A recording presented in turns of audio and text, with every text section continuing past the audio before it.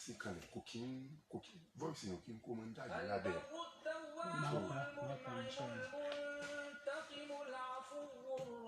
أعوذ بالله من الشيطان الرجيم بسم الله الرحمن الرحيم اللهم صل وسلم على نبينا محمد صلى الله عليه وسلم وعلى آله وصحبه أجمعين آمين. à ń kí ẹ̀yin olùgbọ́wọ́ àwọn ìpè àdìjọ kó ojúmọ́ abárúkà ojúmọ́ àkú Ramadan aláàjẹká ṣe púpọ̀ ẹ káàbọ̀ sórí ètò àlìfíkì fìdíìnì. Ọládùnní Bello ló kọ mi mọ́ ń bẹ nínú yàrá ìgbóhùnsáfẹ́fẹ́ pẹ̀lú Sheikh Dr. Sharafdeen Gbadebo Ọ̀rọ́jí tí wọ́n jẹ́ aláṣẹ àti olùdásílẹ̀ Al-Madina Center tó ń bẹ ní pápá bẹ́ẹ̀dẹ́ nílùú Ògbómọ̀ṣọ́. Sheikh ẹ káàbọ̀ sórí ètò sà. Ìbéèrè tí màá kọ́ máa fi ṣíde òun náà ni pé tí àwọn mùsùlùmí tí a bá ń bẹ ní agbègbè kan tó jẹ́ pé à ń tiraka làkàkà láti gbé mọ́ṣáláṣí kalẹ̀ ṣùgbọ́n agbára wa ò wá tí ì ka débi pé a bá parí, ṣé àǹfààní ń bẹ nínú ẹ̀sìn Islam láti fi àyè sílẹ̀ yìí pé kí àwọn Yahudi ya àbí àwọn Nasrani ya kọjá pé Yahudi àbí àwọn Nasọ́rọ́ kọjá pé àwọn náà pakún ìgbìyànjú wa bóyá nípa pé wọ́n gbé owó kalẹ̀ àbí wọ́n gbé àwọn ohun èlò tó ṣe kọ́ mọ́ṣáláṣí kalẹ̀ pé ká fi kọ́, ṣé ó bá òfin ẹ̀sìn Islam mu? Alhamdulillah, wassalatu wassalamu ala rasulillah, Muhammad ibn Abdillah, wa ala alihi wa sahbihi wa man wala wa ba'd. Assalamu alaikum wa rahmatullahi wa barakatuh. Wa alaikum assalam wa rahmatullahi wa barakatuh. Àkọ́kọ́ pàtàkì ní gbogbo àwùjọ táwọn mùsùlùmí bá wà kí mọ́ṣáláṣí kó wà níbẹ̀. Nítorí pé wà nù àdìtà Ànábì Muhammad sallallahu alaihi wasallam pé ahabbul biqa'i ila Allahi al-masajid. Àyè tọ́lọ́run bá nífẹ̀ẹ́ sí jù náà làwọn mọ́ṣáláṣí. Ìdí nìyí tó fi jẹ́ pé tí mọ́ṣáláṣí bá wà, àmì ipò orí ńlá ń bẹ láwùjọ yẹn. Allahu Akbar. Tí Ọlọ́run bá bóyàn láṣìírí téèyàn sì jẹ́ mùsùlùmí, nínú à ń kọ́lé ká bí ẹyẹ, ẹyẹ kò gbìyànjú nínú àrísìkí tó ń fi kọ́lé ká bí ẹyẹ kọ́kọ́ mọ́ṣáláṣí kan lẹ̀ fọlọ́. nítorí hadith Uthman ibn Affan radiyallahu anhu, Ànábì Muhammad sallallahu alayhi wa sallam ó ní man bana lillahi masjidan ولو كبيت القطا بنى الله له به بيتا في الجنة. ẹnikẹ́ni tó bá kọ́ mọ́ṣáláṣí kalẹ̀ fún Allah, kódà kí mọ́ṣáláṣí wọn mọ gẹ́gẹ́ bí ilé ẹyẹ olóńgó, Ọlọ́run bó ti torí rẹ̀ kọ́lé kan fún lálùjánnà. tàlẹ́ni náà nínú wa tálùjánnà wò. ó dájú pé gbogbo aláfẹ́ wà lùjánnà. kẹ́sì máa wo owó tí a ti kọ́lé gbé tí máa náyàn ọ̀pọ̀ ju owó tí àti kọ́ mọ́ṣáláṣí máa náyàn lọ. bàbá wa kọ́ kájíká níyàwó dà, èmi kọ́ àyè yìí fún àwọn mùsùlùmí láti máa wá jọ́sìn fọ́lọ́run ọba níbẹ̀ ni. tọ́lọ́run bá ti fún ọ lélẹ́yìí ṣe òkú oríire. tó bá jẹ́ pé àwọn mùsùlùmí tí ń bẹ lágbègbè kan wọ́n gbèrò láti kọ́ mọ́ṣáláṣí ṣùgbọ́n àwọ̀ wọn kájú lò, agbára ò sí fún wọn láti kọ́ tán, kò sí nǹkan tó burú lábẹ́ òfin Ọlọ́run kí wọ́n wá ìrànlọ́wọ́ síwájú lọ́dọ̀ àwọn mùsùlùmí tó wà lágbègbè ibòmíì kí wọ́n ràn wọ́n lọ́wọ́ láti kọ́. gbogbo ẹni tó bá fi tọ́rọ́ tó bá fi kọ́bà àbí sísí tó náà bá fi dá sí àtònínáì, gbogbo apáta náà ni ó gbẹ̀san lódiwọ̀n tó ná lọ́dọ̀ Ọlọ́run ọba ẹlẹ́dàá o. ṣùgbọ́n ìbéèrè tẹ̀sí ni pé ẹni tí èsè mùsùlùmí só lè bá wa dá sí kíkọ́ mọ́ṣáláṣí? rárá, kó má bá wa dá sí o, kò sí ní tó kàn bẹ́ẹ̀.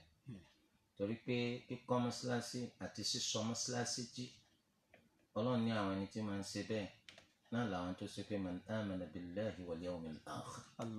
àwọn tó bá gbọ́ Ọlọ́run ọba gbọ́ àtọ́jọ́ kan yìí, mùsùlùmí àwọn lẹni tó ṣe pé tó bá kọ́ mọ́ṣáláṣí wọn gbà ládàá, wọn gbà ládàá. yàtọ̀ sẹ́ni tó ṣe pé tó bá kọ́ kalẹ̀ kò ní ìgbà ládàá, kò sì sí ládàá fún. eléyìí jẹ́ bó ti ṣe jẹ́. Jazakumullahu khairan. +2348083293896 09051645438. Hello. Wa alaikum assalam wa rahmatullahi wa barakatuhu. Kí ni ìbéèrè yín? Ìbéèrè tí mo fi fún dọ̀kítì wọ́n bẹ̀rẹ̀ tí wọ́n béèrè ní last week.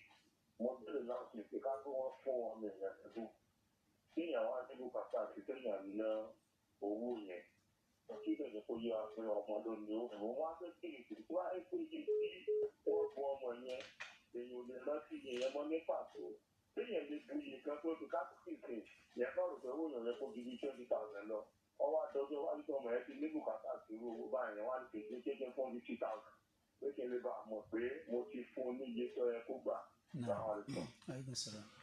àkọ́kọ́ ni pé gẹ́gẹ́ bá ti ṣe wí yẹn ẹ lè ná owó ọmọ yín ṣùgbọ́n tó bá yẹ pé bùkátà ló mọ yín tẹ̀ fi ná ẹ bùkátà láti san padà àmì ẹ̀ ní bùkátà sí ẹ̀yìn kà ń ná jẹ ni ó kọ pé ibọ́ máa mi ni eléyìí ọ̀dà lábẹ́ òfin ọlọ́ téèyàn bá wá ná nínà pé ibọ́ máa mi ni láì ní bùkátà sí òun lẹ́ẹ̀dá padà fọ́mà ní tó dáa jù lábẹ́ tí ẹ̀sìn Islam tó fi kọ́ wa téèyàn bá wá mọ̀ pàtó èló lówó yẹn jẹ́ tẹ́ ẹ bá fún iye kan kò sí nǹkan tó burú mbẹ̀ ó tó iye tẹ́ ẹ gbà àbójú iye tẹ́ ẹ gbà lọ kò sí nǹkan tó burú mbẹ̀ láàrin bàbá àtọmọ rẹ̀.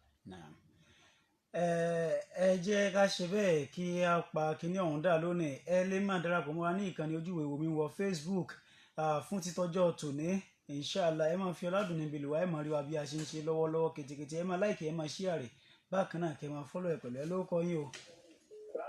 aleykum salaam wa rahmatulah ó kọ yín ìbéèrè yín.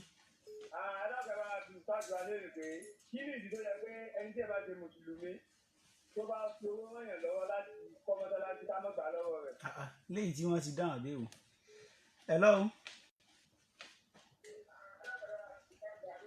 hello. ìyá. hello. ó kọ yín bí ẹ ti ń pè o.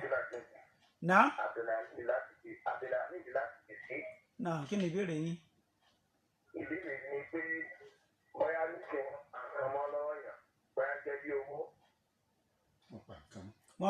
náà máa ń gbọ́ yín. ìjọba pa bí owó mọ́ lọ́wọ́ yàn gbàtà pẹ̀ mọ́ ẹni tí wọ́n tó kó fún yẹn kọ̀ọ̀ká ọmọ yẹn rẹ̀ èyí tí wọ́n kó fún náà kọ̀ọ̀ká òun ọmọ yẹn wá fún yẹn pamọ́ wọ́n pàṣẹ ẹni yẹn létí òkú wọ́n di ìkọ́fà pé àwọn kan ti di owó yẹn kó lọ. ní ìlú wa ni ẹni yẹn ti dá padà fún ẹni yẹn àdúgbò ọ̀sẹ̀ yẹn sálẹ̀ ilé yẹn. à ń gbọ́ yín. à ń gbọ́ yín à ń gbọ́ yín. irú mùsùlùmí dájọ́ sí pé ìyàwó owó pé ìyàwó rẹ̀ láti di ọdún sọ̀rọ̀ wá sí bí àsìkò yìí. so irú ìgbésẹ̀ wo ni ìyá tó wá jẹ́ mùsùlùmí alápàtì wọn irú ìgbésẹ̀ wo wá lè gbé wa. ibo ló fi lẹ̀ sí ṣé ibo. ó fi ilẹ̀ sílẹ̀ ó lọ gbalẹ̀ fún un. tọ́ padà. ó fi ilẹ̀ sílẹ̀ láti di láti ẹ̀ wọ́n ti ń jà. ó ti yé.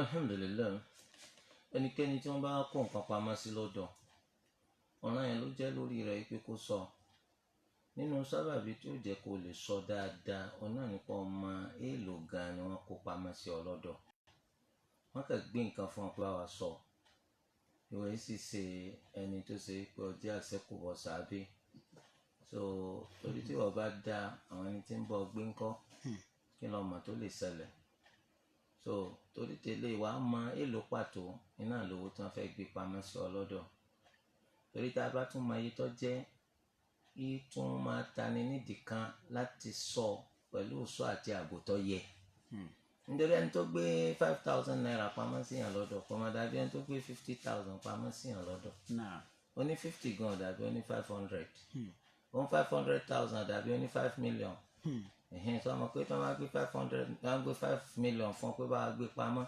ìwọ gan lè ti kọ́kọ́ sá lọ tó ti débi odò ọba kó tó padà pé owó yìí adúrú owó yìí. so ọmọ ibi tó gbé pamọ́ sí so torí délé àkọ́kọ́ àìlámàánà ní kí wọn náà má béèrè kí ni nǹkan tí ń bẹ nínú tó fẹ́ gbé pamọ́ sí mi lọ́dọ̀ yìí ọlọ́mọdé agbágbà púpà wọn á gbórí èèyàn pamọ́ sí ọ lọ́dọ̀ nínú páálí yẹ bá ń sọ nǹkan ẹ̀ láìsí bisikíìtì. òun náà ni ó sì polè kọ́ ajá oní òpolóko kọ́ wa mú ọlọ́pàá wa pé nǹkan burúkú kan bẹ lọ́dọ̀ lágbájá òun ló sì gbórí èèyàn pamọ́ sí ọlọ́dọ̀ so ìwọ náà tó bá lámàánà ó béèrè kí ló fẹ́ gbé pamọ́ sí mi lọ́dọ̀ sáà ò sí wọ́n máa ń gbé páálí fún yàn ló kọ́ pówó ni tẹ́sí tẹ́bẹ̀ẹ́rú mẹ́ so ìyẹn bá sọ pówó ló ń gbé fún ọ kò sí nílé jiyàn so torí de eléyìí àkọ́kọ́ nù ẹlẹ́kejì nígbà tó ń bá dé tó sọ pé iye tó ń gbé fún ọkọ ló ń gbà nínú ní tó ń gbé pamọ́ sí ọlọ́dọ̀. So àmánà gbà pé tó bá jẹ́ pé ìwọ fúnra ara rẹ̀ o ò bá fọwọ́ bàjẹ́ kan wò o sì sọ níbi tó yẹ kó o ti gbèrú rẹ̀ pamọ́ sí, aburú kan wá ṣẹlẹ̀ sí o ò ní san kọ́bọ̀ padà fún. Àmọ́ tó bá jẹ́ pé ìwọ gan lára ibi tó sọ owó yẹn àyè ibi tá a lè gbèrú rẹ̀ pamọ́ sí ni, àbí wọn náà tiẹ̀ ti gbówó ń jáde rí pé o fẹ́ lọ sọ́jà oko bọ́ yóò rí nǹkan rà, tó o bá rà tí wọn náà bá tà ọ jèrè ń bẹ ó sì bolówó dówó rẹ̀ padà, kódà kó ṣe pọ̀ padà náwó o ti jẹ gbèsè. Iyekíye tó bá powó rẹ̀ ọ̀sán lẹ́yìn oúnjẹ ti bá wọn lẹ́nìkan níyàwó apáyàwó rẹ̀ tì sínú ilé tí ó gbà fún ó ti wá tọdún kan, so kò sújà ìyàwó yìí látàrí ìjà. Àwọn alábàágbé àwọn ọ̀wá máa ń táwọn fẹ́ ṣe sí. Àkọ́kọ́ tálábàágbé ń bá jẹ́yàn tó dáa, ìgbésẹ̀ tẹ́gbẹ́ ni kẹ́ lọ bọ́kọ. Ipò wo ló tó ìyàwó rẹ̀ yìí sí? Ṣé sì ń jẹ́yàwó ni àbí ọ̀jẹ́yàwó ma? So nítorí pé ọ̀kan lè mú ọmọ ọlọ́mọ kọ́ pátì kó o sì kọ̀yìn sí kọ́ ọmọ débi tó wà ó dídí ọdún kan wọ́n á ti ṣe pọ̀ bẹ̀rù ọlọ́ ọmọ tọ́lọ́mọ bẹ ẹlẹ́dàá lè ṣe fún wọn náà. Ọ̀kan ti torí pé wọ́n lágbára lónìí ọ̀n fọwọ́ lágbá lójú. Dákun gbé ìyàwó rẹ̀ sípò àbúrò rẹ̀, gbé sípò àǹtí rẹ̀, gbé sípò ọmọ tiẹ̀ kó ń lọ́wọ́ àlẹ́ ọkọlọ́kọ́ ń ṣe bẹ́ẹ̀ sí. So ìwà burúkú náà ni ọmọ jẹ. Ẹbí léèrè sísìn fẹ́ ìyàwó rẹ̀ àbí ọ̀fẹ́.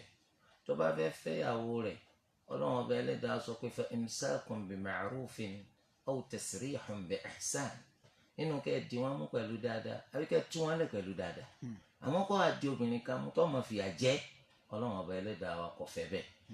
Obìnrin náà kó ná ọmọ ìyá ọ̀lẹ́sọ̀rọ̀ gbèjà ọdún kan dá ti pọ́ ti bó ni wọn náà ṣe ń sẹ́nu sọ tẹ́wọ́ náà lọ́rùn àbí ọ̀tẹ́ ọlọ́run, nítorí pé tára ara bá ní àròrò òun tó bá ní nǹkan kan ò ṣeun ẹ̀yin ṣe lè máa bá agbára ta. So ìwọ náà lára tó bá kó ti sú ọ yẹ kó ti gbégbèsè pé ọ̀ ń fẹ́ kí ẹ mú àjọṣepọ̀ tó wà láàrin wa àtọkọ ọkọ rẹ̀ yìí wá sópin, torí pé lẹ́yìn sọkọ má ẹni tó pọ̀ ti fọ́dún kan ìwọ náà sì máa bó ń ṣe ń gbé sí ìṣe pé wọn náà ní nǹkan míì tó ń ṣe tọ́takùtọ̀ lọ. tó bá yẹ pé dandan ìwọ náà bá mọ̀ pé òun náà sì lọ́kọ rẹ̀ ó sì ń retí rẹ̀ kó fẹ́ dé ó dúró dìgbà o láti èsì kó fẹ́ dúró dìgbà tó ràn ọ́ yọ láti bùwọ́ rẹ̀. sọ yẹ kí wọn náà ti gbé gbèsè lábẹ́ òfin Ọlọ́run tọkùnrin ọba ṣe bí ọkọ lórí ìyàwó rẹ̀ tó yẹ pé ìyà ní bá fi ń jẹ Islam fààyè lẹ̀ fóbìnrin náà láti bọ́ dànù wàá bọ́ dànù kò ní jọ́kọ rẹ̀ mọ́ wàá sì lọ fẹ́ lómi lẹ́yìn jẹ́ bó ṣe jẹ́. Hello. Aleykum salaam wa rahmatulahi wa barakatuh. Ó kọ yín. Ìbéèrè yín o. Ìbéèrè mi ni pé bàbá mi fi ní ṣé ọ̀rọ̀ yẹn lẹ fún gbogbo ẹni tó lọ́wọ́ náà. Bákan náà ni pé obìnrin tí ọmọ ọ̀sẹ̀ tó yọ lọ́kọ tí ń ṣe ẹ̀sẹ̀ mìíràn tó ń fi ṣe mùsùlùmí. Báwo ni ìfọwọ́gbàwẹ̀ rẹ̀ tí wọ́n bá gba àwẹ̀ kí ni ìdarí àdìlámù lórí àwẹ̀ tó wà?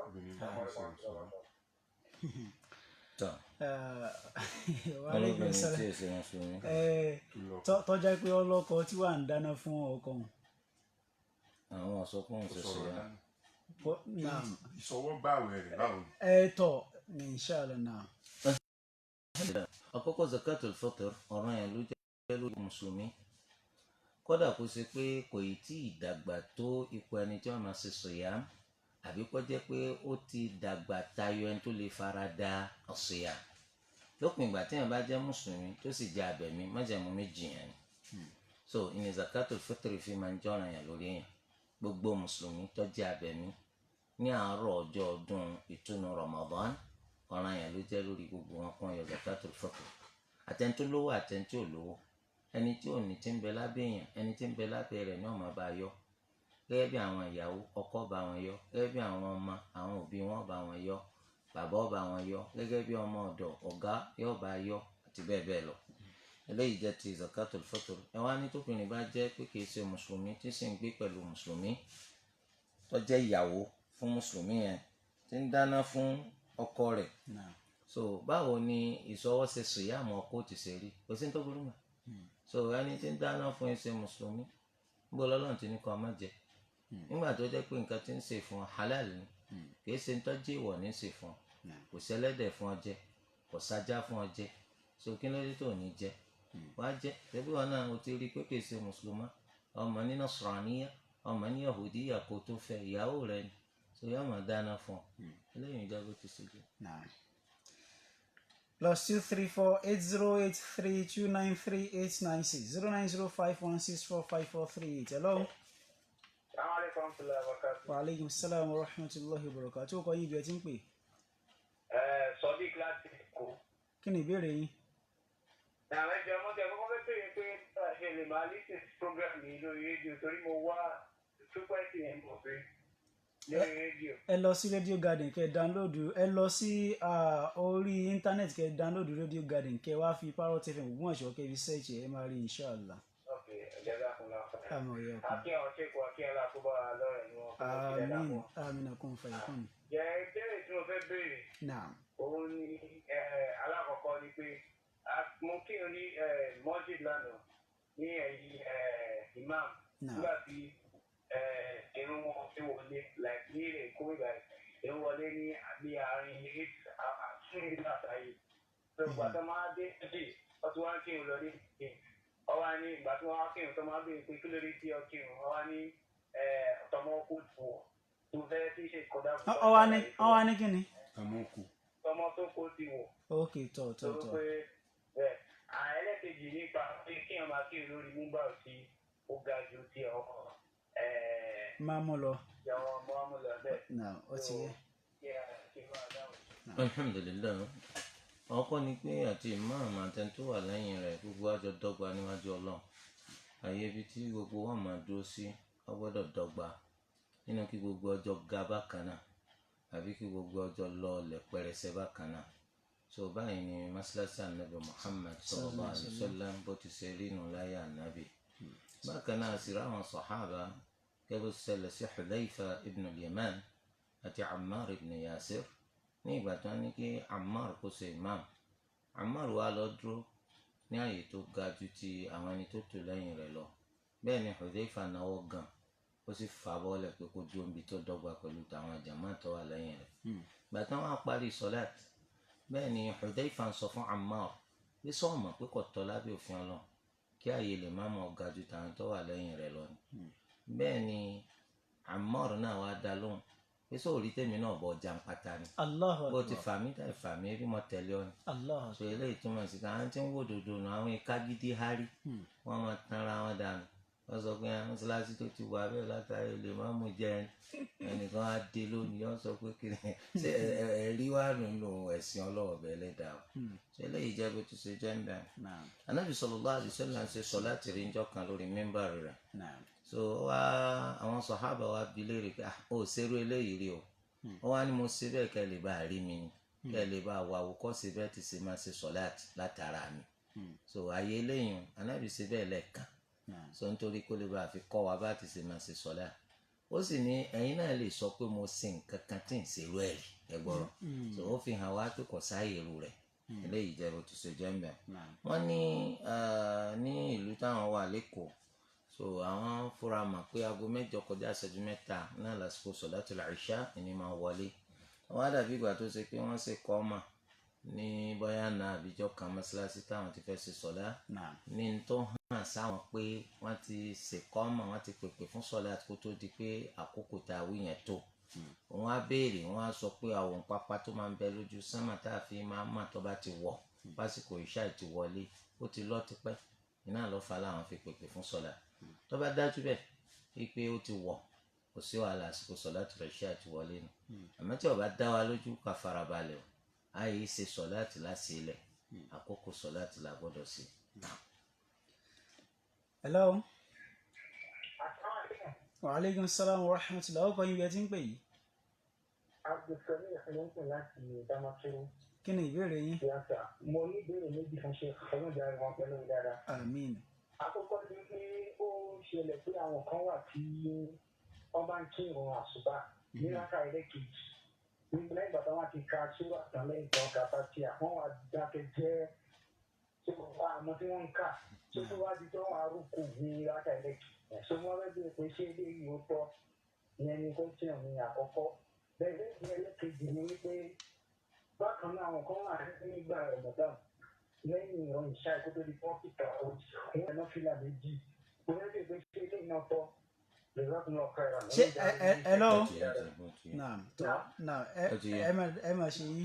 alhamdulilayi ìbéèrè alákọ̀ọ́kọ́ wọn nígbà tí imam ní rákà ẹlẹ́ẹ̀kejì ní àṣùbà tá bá ti ké súrà tẹ̀lẹ́yìn fatiha àwọn máa ń fura pé wọ́n máa ń dákẹ́jẹ́ ṣáájú kó tó di pé wọ́n lọ sí rúkú rẹ̀ gbàtà àwọn òsì máa tí wọ́n ń wí nínú dídákẹ́jẹ́ yìí àwọn ọmọ bóyá dídákẹ́jẹ́ yìí ń bẹ nínú sọlá àwọn ẹni tẹ́ ń ṣe sọlá tìlẹ́yìn wọn àwọn ẹni tó ń tẹ̀lé madhabu imaami malik rahimahullah ní madhabu malik àti imaamu shafi'i madhabu méjèèjì sọ pé lẹ́yìn tá a bá ka súrà tán lásùbà á sì qunut kó tó di pa rúkú tá a bá sì fi sẹ́yìn rúkú kò tún sí ní tó burú ń bẹ torí méjèèjì wá lọ́dọ̀ anabi sallallahu alaihi wasallam wọn anabi máa ń ṣe qunut ká tó rúkú ó sì máa ń ṣe qunut lẹ́yìn rí rúkú ṣùgbọ́n qunut tàṣùbà eléyìí tá a máa ṣe lójoojúmọ́ eléyìí ni madhab malik àti madhab shafi'i rahimahumullahu ta'ala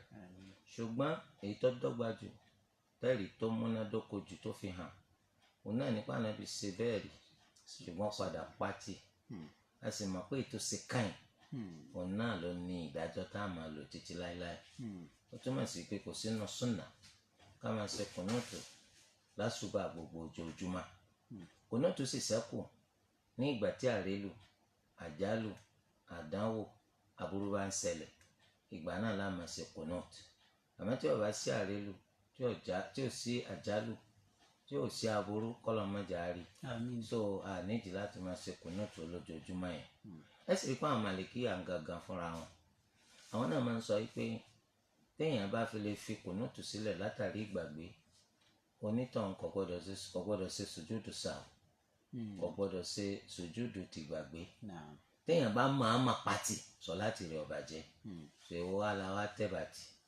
tọ́pọ̀lọpọ̀ á sọ̀rọ̀ gẹ̀dẹ̀ dọ̀rọ̀ àdá tó yẹ pé nǹkan tó yẹ pé lọ́dọ̀ ẹni tó ní kó máa ṣe gan ọ̀rọ̀ rẹ̀ ọ̀rọ̀ jábútẹ́ ni kìí ṣe nǹkan tó bá bàrà lọ títí ìwọ wá sọ pé ìmáàmù tẹ̀ ń ṣe sọ láti lẹ́yìn rẹ̀ àwọn ọmọ ibi tó ti lọ kí ó ń tẹ̀ kìí fún yín láǹfààní àti ṣe kùnúùtù lásùbà ipò owó kùnúùtù gan wà nù tíra tí wọ́n kárì àwọn ẹni tó ń ka tíra àwọn ní tó o bá máa mọ̀ pátì kò sí ní tó ṣe sọ láti rẹ̀ wọ́n ní tó o bá tiẹ̀ gbàgbé pátì o gbọ́dọ̀ dán wò kó o ṣe sùjúdù sáà subhanallah so eléyìí túmọ̀ sí pé kùnúùtù yẹn gan kọ́tọ́nà kéèyàn máa ṣe ní gbogbo àṣùbà tó bá jẹ́ pé ìṣẹ̀lẹ̀ láburú bá ṣẹlẹ̀ tá a fi ṣe kùnúùtù kò má lórí àṣùbà lásán gbogbo sọ̀láàtì láti máa ṣe gbogbo sọ̀láàtì ní rákàtì gbẹ̀yìn ṣáájú ká tó rúkú àbí lẹ́yìn ìgbà tá a bá gbéra kó ń rúkú rákàtì gbẹ̀yìn á sì ṣe kùnúùtù á tún gbóhùn sókè nígbà tí àrélù àjálù tó bá ń ṣẹlẹ̀ àwọn máàmú tó wà lẹ́yìn máàmù àwọn máa ṣe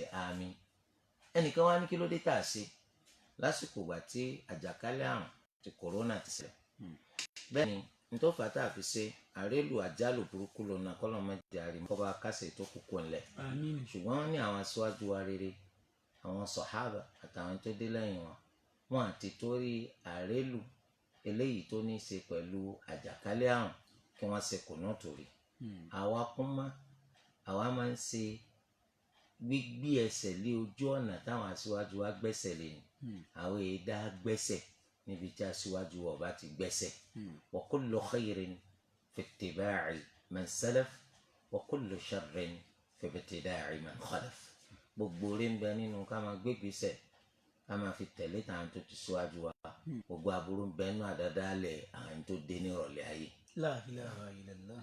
so ẹlẹ́kejì ẹni ní tó bá fẹ́ ṣe sọ̀látù tarawih ẹ máa ń fura pé lẹ́yìn sọ̀látù ìṣá àwọn èèyàn máa ń dìde láti ṣe rákà méjì méjì ṣáájú kó tó di pé sọ̀látù tarawih bẹ̀rẹ̀ mà sí lẹ́yìn náà nípìnlẹ̀ ní Islam ó ní eléyìí là ń pè ní sunnatu ratibatul ìṣá sunna tó jẹ́ rọ́tíbà fún sọ̀látù ìṣá yìí sẹ́mi kó wá nù hadithi Ummu Habiba radiyallahu anha wọn nàbẹ Muhammad sallallahu alayhi wa sallam ó ní 12 rak'ah man thabara alayha fil yawmi wal layla bana Allahu lahu bihinna baytan fil janna àwọn rákà méjìlá kan wà ẹni tó bá fi lè mójútó mímá ṣe wọn lóru àti lọ́sàn Ọlọ́run ti torí wọn kọ́lé kan fún lálùjánnà ẹ jẹ́ ká kọ́lé àwọn tí máa jẹ́yàn sórí rẹ̀ ni tó yẹ pé tí èèyàn bá mójútó pẹ̀lú ògo Ọlọ́run tó bá kú àbámọ̀ rẹ̀ ò ní pọ̀ àmọ́ pé ó kú ò ní kábàámọ̀ ó kábàámọ̀ náà ọba àjẹyàn rẹ̀ ó kábàámọ̀ àbámọ̀ àtẹ̀yàn rẹ̀ ni pé tó bá pé máa mọ̀ pé kú ń bọ̀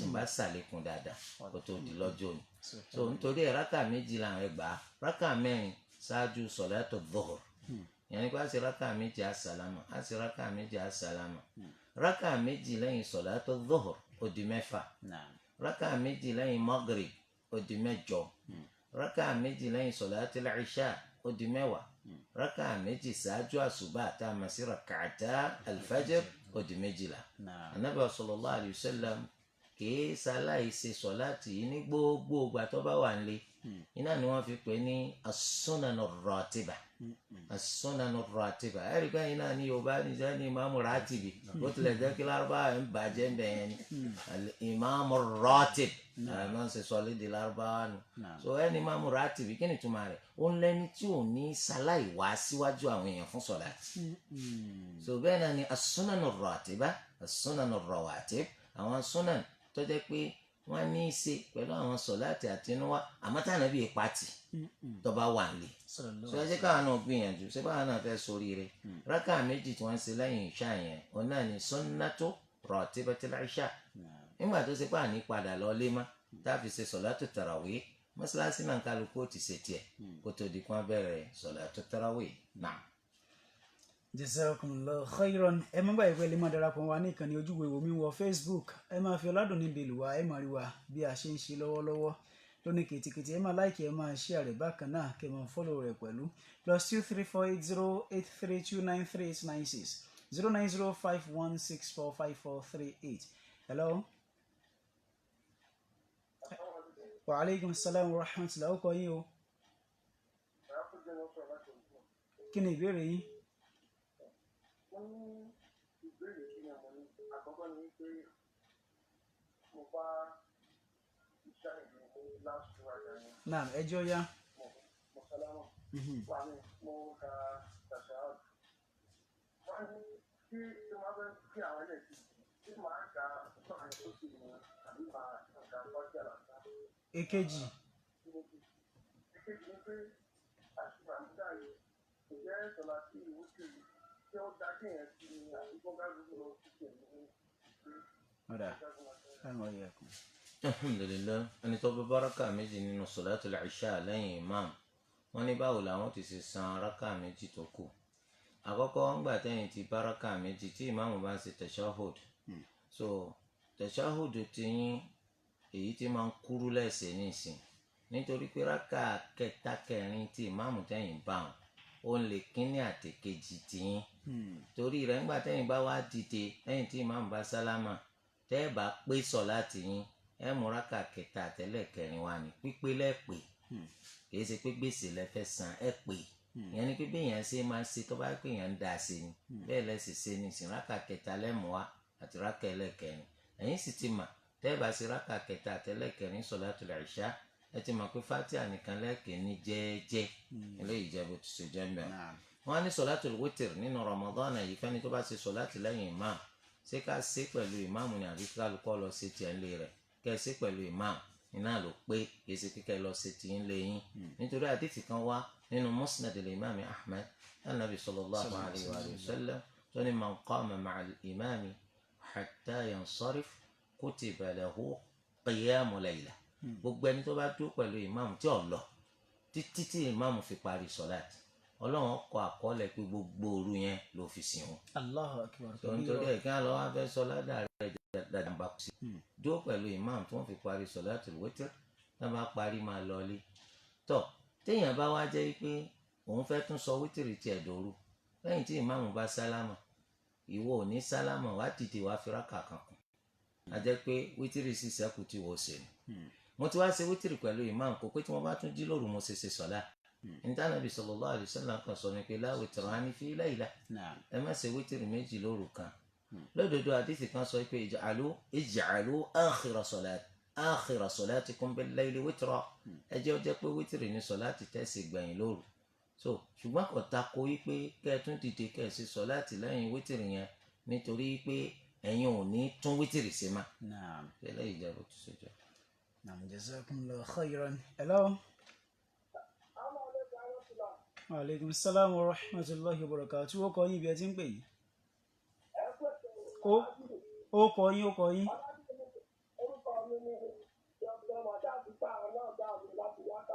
Ìbéèrè yín.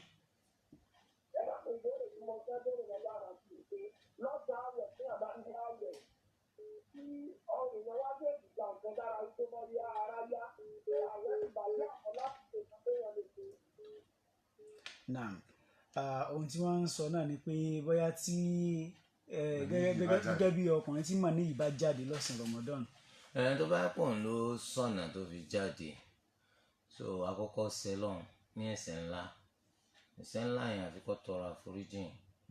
Báwo ló ṣe wá dà sọ́bọ̀bìnrin lò ní àbọ̀kàn ronú pọ̀ ọ̀rọ̀ obìnrin àbí ó wòwò kú wò àbí gbọ̀kúgbọ̀ àbí sọkúsọ eléyìí tó sọ iná ló mú kó dà.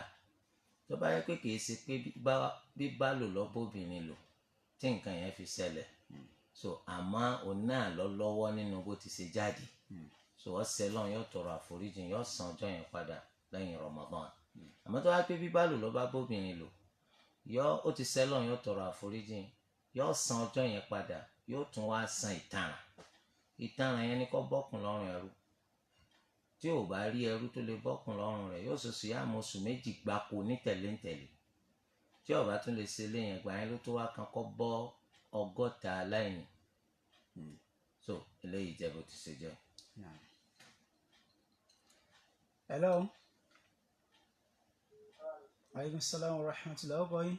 Ṣùgbọ́n tó bá pẹ́ àlá lọ́lá ó sùn ni lọ́ba bá pọ́ùn ti dàmíra látàrí pọ́ùn lálà so eléyìí kò sí nǹkan kan tó ṣe sùyàmù rẹ̀ yóò lọ wẹ̀ so yóò sì máa bá sùyàmù rẹ̀ lọ. Hello. Wa alaikum salam wa rahmatullahi wa barakatuh. Ó kọ́ yín bí ẹ ti ń pè yìí. Naam. Naam, láti Niger. Kí ni ìbéèrè yín? Ìbéèrè yín o. Ìbéèrè yín.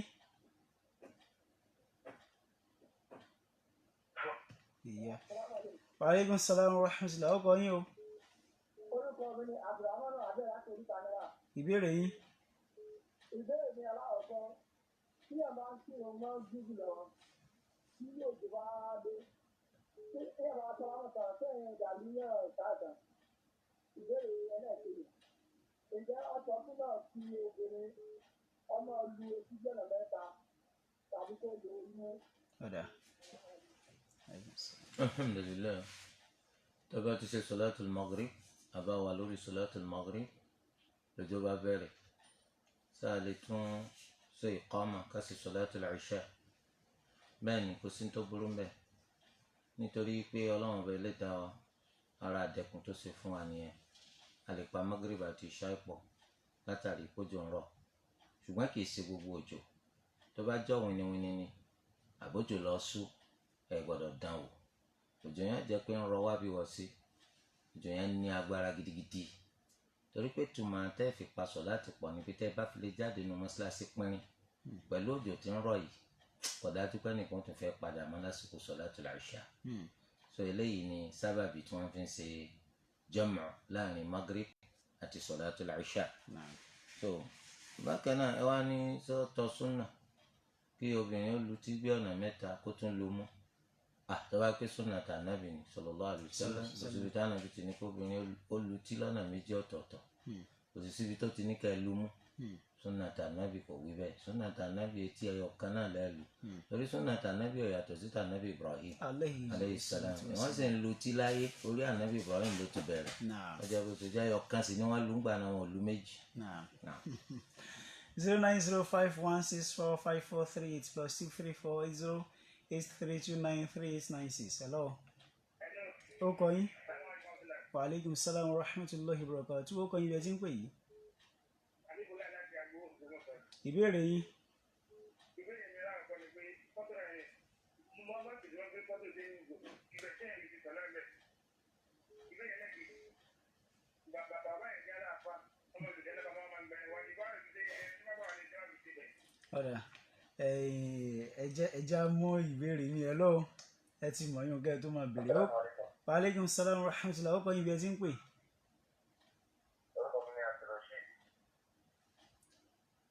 ok tó ẹ̀yin ara nìjẹ́ ìpínlẹ̀ yìí.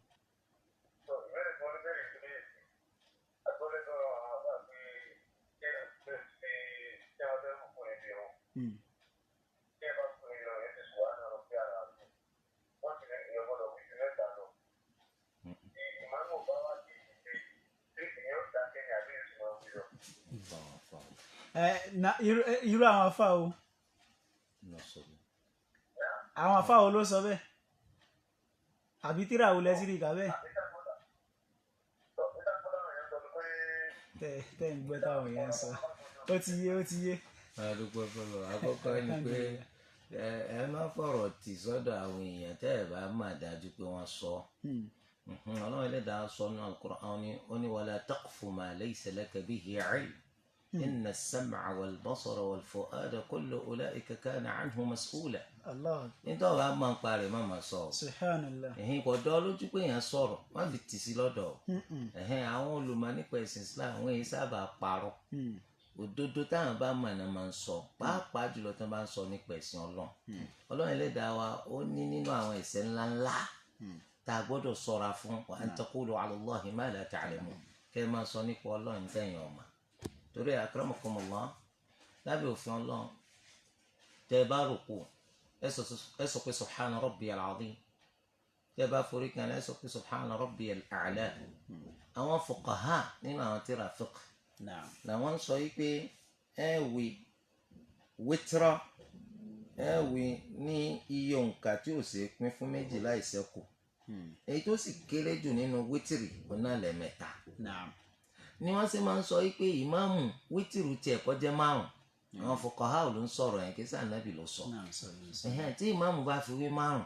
sẹ́wọ̀n kó ti lọ rùkú ṣáájú wa yóò sì gbórí sókè ṣáájú wa àwa náà láǹfààní àti wí mẹ́ta ní táwọn fuqaha ń sọ ṣùgbọ́n kò sí lákọọ́lẹ̀ yìí pé ò gbọ́dọ̀ wí ju mẹ́ta lọ ibi tí àfààní ti ṣàṣìṣe ni wọ́n ní àwọn ò gbọ́dọ̀ wí ju mẹ́ta lọ wọ́n wá ń béèrè pé tí àwọn bá wí mẹ́ta ọ̀hún tí ìmáàmù ò sì tí ì gbórí sókè kí làwọn ò tún máa wí kò lábẹ́ òfin Ọlọ́run kò sí nǹkan tó burú kó wí ju mẹ́ta lọ ó ò ní gbẹ́nu lọ títí tí ìmáàmù rẹ̀ ó fi gbórí sókè subuhun quddusun rabbul malaikati war ruh subhanakallahumma wa bihamdik سبحانك اللهم وبحمدك سبحانك اللهم وبحمدك رب اغفر لي gbogbo eléyìí náà bẹ́ẹ̀ nù ká tó máa wí nínú rúkú rẹ̀ Anas ibn Malik radiyallahu anhu ó lóun ò ṣe sọláàtì lẹ́yìn ẹnìkan rí láyé tí sọláàtì tiẹ̀ jọ tànábì ó ní tóun bá rúkú òun máa ń láǹfààní àti ṣe tasbih lẹ́ẹ̀mẹ́wàá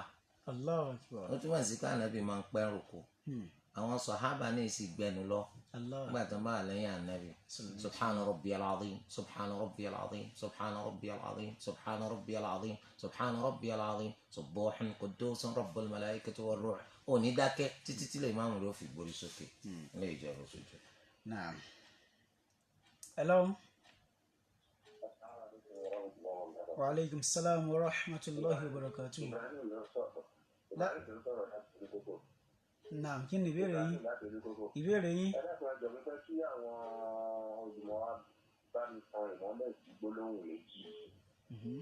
Mo máa rí òbí insha Allah lọ́la. Nǹkan tí mo gbà lérò ni pé lára Ọlọ́run mo máa rí òbí lọ́la. Kí ló ń jẹ́ òbí?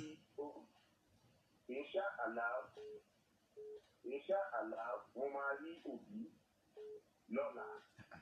Mo máa rí òbí lọ́la Ọlọ́run bá fẹ́. Ṣé ti tán? Mo lọ́kọ́ bá mi sọ̀rọ̀ ọ́lẹ̀ méjì. Mo máa rí òbí lọ́la lágbára Ọlọ́run inshallah. Àti lágbára Ọlọ́run inshallah Ọlọ́run bá fẹ́. Ó ti yé. ìyẹn ni pé bóyá ẹnìkan fẹ́ bẹ́nìkan sọ̀rọ̀ lórí nǹkan tí ń wò pé òun ó ṣe lọ́la pé màá rí lágbájá insha Allah lọ́la màá rí lágbájá tọ́lọ̀ ń bá fẹ́ lọ́la tó gbogbo ẹ̀ kò sí nǹkan tí ó burú nínú rẹ̀ torí pé inṣàlá náà ni tọ́lọ́run ọba ẹlẹ́dàá bá fẹ́ kò sí àtọ̀ láàrin ẹ̀ bá sọ lárúbá ẹ̀ bá sọ yorùbá tọ́lọ́run kan sọ ni pé wala taqulanna li shay'in inni fa'ilun dhalika ghadan illa an yasha Allah má sọ pé màá ṣe nǹkan kan lọ́la láì jẹ́ pé o fi kọ́ tọ́lọ́run bá fẹ́ pẹ̀lẹ́ ìjẹ́bù sí i. Hello. Hello, salaam alaikum warahmatullah. Wa alaikum salaam wa rahmatullahi wa barakatuh. Ó kọ́ ibi ẹ ti ń pè yìí. Orúkọ mi ni Yusra láti Ọ̀yọ́. Ìbéèrè yín. Ìbéèrè mi àkọ́kọ́ ni pé a gbọ́ pé àdìsí kan sọ pé tí èèyàn bá téèyàn máa ń kí lórí pé téèyàn lè ṣe nọ́fílà rákà mẹ́rin níbẹ̀rẹ̀ téèyàn dẹ̀ ṣe nọ́fílà rákà mẹ́rin ní ìgbà téèyàn kí lórí ìtàn pé èèyàn ó gba aládàá ohun ra afẹ́ mo fẹ́ bèrè pé ṣé èso fẹsẹ̀ rìn lọ. Question aláwọ̀ fẹ́ mi. Ìkejì. Ẹlẹ́ẹ̀kejì ni pé tí wọ́n ti sábà rí nǹkan tó bá ń wà ní ara ọmọ ìyá wa mùsùlùmí pé kéèyàn fojú dáadáa wò pé kéèyàn sọ wọ́n ṣàlà tó wọ́n fẹ́ bèrè pé tí èèyàn bá rí nǹkan fẹ́ fún èèyàn náà láàrin fẹ́ kó ṣe mùsùlùmí kọ́ yọ̀rọ̀ èèyàn ṣá kí àwọn àtọ bàrákà lọ òfin náà fún ẹ̀yìn náà tó bá pé kò ṣe ṣe mùsùlùmí. Ó ti yé. alhamdulilayi pé àdìsí kan sọ pé tó bá ṣe rákà mẹ́rin ṣáájú sọlátù zuhur mẹ́rin lẹ́yìn sọlátù zuhur ẹgbẹ̀ládà umra àwọn ọmọ ntí ó wà náà àdìsí láti sọ fún yín lẹ́ẹ̀kan yẹn pé ṣe rákà mẹ́rin ṣáájú sọlátù zuhur rákà méjì lẹ́yìn sọlátù zuhur tá a bá tún fa àwọn yòókù kan tó fi jẹ́ méjìlá iná ni àdìsí Ummu Habiba lọ́tọ́ka sí pé ẹni tí bá ń ṣe bí ọlọ́run kọ́lé kanlẹ̀ fún yín àlùjànnà lè ìjẹba àwọn ní ìgbà tí àdìsí sọ pé tá a bá rí nǹkan kan tó wù wá lára ọmọ ìyá wa àbí tó jọ wá lójú ká má máa ṣe torí pé tó máa ti ń ya ẹnu ẹ wàá ba nǹkan ní nǹkan jẹ́ aburú lè ṣẹlẹ̀ sí nǹkan torí pé o lè jó lójú kójú tí wọ́n gan fura tó wá ní ṣé tá a bá rí náà lára ẹni tí èsè mùsùlùmí kọ́ láti sọ pé masha Allah tabarakallah náà ni àbí báwo láti ṣe kò yẹ kó ba nǹkan ẹni tí èsè mùsùlùmí náà jẹ́ tó bá rí nǹkan kan tó jọ ọ́ lójú nínú nǹkan tó lọ́n ṣe fún ẹlòmíín náà tí èsè mùsùlùmí masha Allah kò sí wàhálà mi. Jazakumullahu khairan sheikh. Ọ̀rọ̀ ẹja tara mú ìpele yìí kan sí ẹ lọ́wọ́ kọ yín pápápá o. Ọ̀rọ̀ ẹja máa sọ̀dọ̀ ọjọ́ mẹ́jọ nù.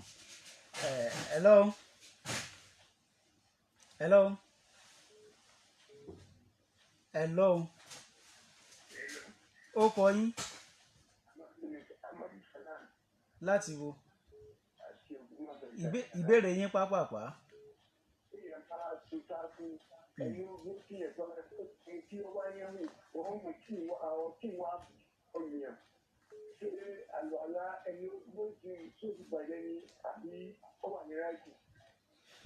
ìyẹn ni pé gbà táwa tó pẹ̀lú ẹnìkan dùn sọ̀lá ọyàn hù àwọn agbóòrùn ọtí sọ̀sọ́ balùwàlá tí wàá jẹ́ nǹkan táyìn ó ṣe àtẹni tó tún wà lẹ́gbẹ̀ẹ́ tí ní pé ẹ rọra sìn jáde kó nu mọ́ṣáláṣí torí pé Ọlọ́run ní ayọ̀ alladhina amanu la taqrabu as-salata wa antum sukara hatta ta'lamu ma taqulun ẹ̀yin olùgbàgbọ́ òdodo ẹ̀ gbọ́dọ̀ súnmọ́ sọ̀láàtì kódà ẹ̀ gbọ́dọ̀ wọ mọ́ṣáláṣí nígbà tẹ́ ń hún ríra títí tẹ́ fi dẹni tó máa ń tẹ̀ ń sọ ẹ̀sìn kó mọ́ṣáláṣí kì í sáyè tó yẹ kọ́ wọ̀ ní ìsinú tó àmọ́ òórùn rẹ̀ tó bùtì síyùn kọ́ balùwàlá tí ń jẹ́ ọjọ́ ìwọ ti ṣe jẹ́.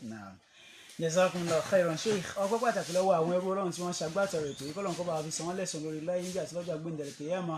Ọpẹ́ pàtàkì lọ́wọ́ sheikh Dr. Sharafdeen Gbadebo Ọ̀rọ́jí tí wọ́n jẹ́ aláṣẹ àti olùdásílẹ̀ Al-Madina Center ń pápá abẹ́dẹ̀ lọ́gbọ̀nsẹ̀ tí wọ́n lè ṣe àwọn ọ̀jọ̀kan láti ìgbà yìí wá pẹ̀lú Abu Amina tí wọ́n dìjọ kọ́ orin wá láti Òkè Àdó Akíntọ́lá. Jazakumullahu khairan.